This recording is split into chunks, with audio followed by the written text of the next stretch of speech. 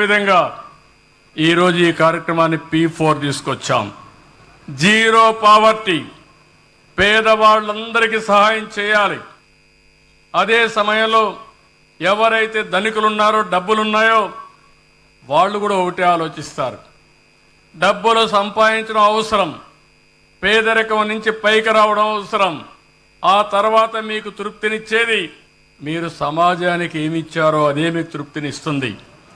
వాళ్ళు కూడా మీరు విన్నారు, మేము ఇన్ని పనులు చేశాం, ఈరోజు మేము సమాజం కోసం కొన్ని కుటుంబాలని దత్తత తీసుకుని వాళ్ళ పైకి తీసుకొచ్చే వరకు కష్టపడతామని, మా కుటుంబ సభ్యులతో సమానంగా వారిని పైకి తీసుకొచ్చే బాధ్యత తీసుకుంటామని వారి యొక్క మీటింగ్లో చెప్పారు. అందుకే నేను వాళ్ళందరికీ అరకు కాఫీ ఇచ్చి శాలువలు కప్పి సన్మానించానంటే నా కోసరం కాదు, అది మీకోసరం అని చెప్పి మరొక్కసారి విజ్ఞప్తి చేస్తున్నా. ప్రతి ఒక్క వ్యక్తి ఒకటి ఆలోచిస్తారు, సమాజంలో గుర్తింపు కావాలని, సమాజంలో గౌరవం కావాలని. డబ్బులు సమాజంలో గౌరవం రాదు. సమాజంలో గౌరవం వచ్చేది, సమాజం గుర్తించేది మీరు సమాజానికి ఏ పని చేస్తే సమాజానికి ఉపయోగపడతారో అప్పుడే గుర్తిస్తారు. నేను అవకాశం ఇస్తున్నా, ఒక ప్లాట్ఫామ్ క్రియేట్ చేశాను. ఇప్పుడే మిత్రుడు చెప్పాడు, నేను మొత్తం స్టడీ చేశాను, బ్రహ్మాండంగా ఉందని. ఈ ఊర్లో ఈ యొక్క సచివాలయంలో 41 బంగారు కుటుంబాలను ఐడెంటిఫై చేశాం. ఇంకో పక్క చెప్తున్నాను, మీరు బంగారు కుటుంబాలుగా వద్దనుకుంటే అది మీ చాయిస్. రెండోది, ఇది కాకుండా ఇంకా ఎవరైనా పేదరికంలో ఉండి మేము కూడా బంగారు కుటుంబంలో చేరతామంటే మీకు కూడా ఆప్షన్ ఇస్తున్నాం. మార్గదర్శకులు కూడా ఆప్షన్ ఇస్తున్నాం.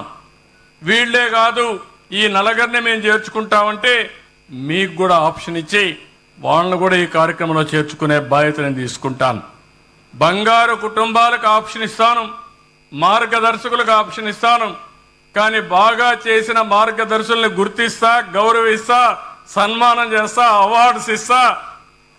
బాగా గుర్తు చేయని వాళ్ళని కూడా అప్పుడప్పుడు పేర్లు చెప్తా ఉంటాను. దానివల్ల సమాజమే నిర్ణయిస్తుంది మీ కథ. ఎందుకంటే సమాజం మీకు గుర్తింపు ఇచ్చినప్పుడు, అవకాశం ఇచ్చినప్పుడు తిరిగి సమాజానికి మీరు తిరిగి ఇవ్వాల్సిన బాధ్యత మీ మీద ఉంది. ఈరోజు ఇంకొక చరిత్ర కూడా, ఈరోజు జగజీవన్ రామ్ గారి యొక్క జయంతి.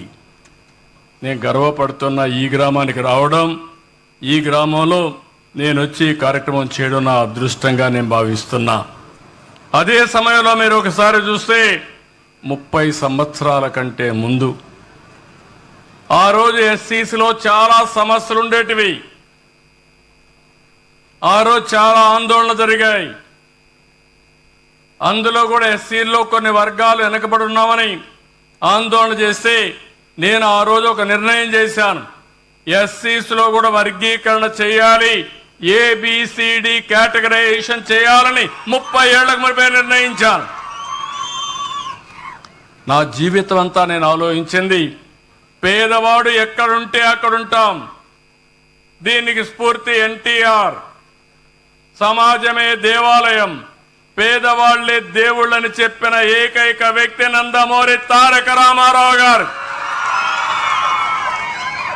ఆ స్ఫూర్తితోనే నేను పనిచేస్తున్నా. నేను ఇంకొక అడుగు ముందుకేశాను, అదే P4 జీరో పావర్టీ. అలాంటి కార్యక్రమానికి సోషల్ జస్టిస్ కూడా, ఈ విషయం మీరు గుర్తుపెట్టుకోవాలి.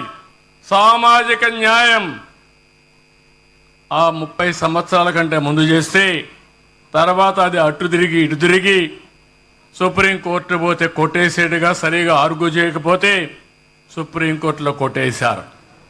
కానీ ఎప్పుడు కూడా నిజం అనేది నిప్పు లాంటిది, ఎప్పుడు గెలిచేది సత్యమే, అసత్యం ఎప్పుడు గెలవదు. నేను ఆ రోజు తీసుకున్న నిర్ణయం సరి అయిన నిర్ణయం అని 7 మంది సుప్రీంకోర్టు బెంచ్లో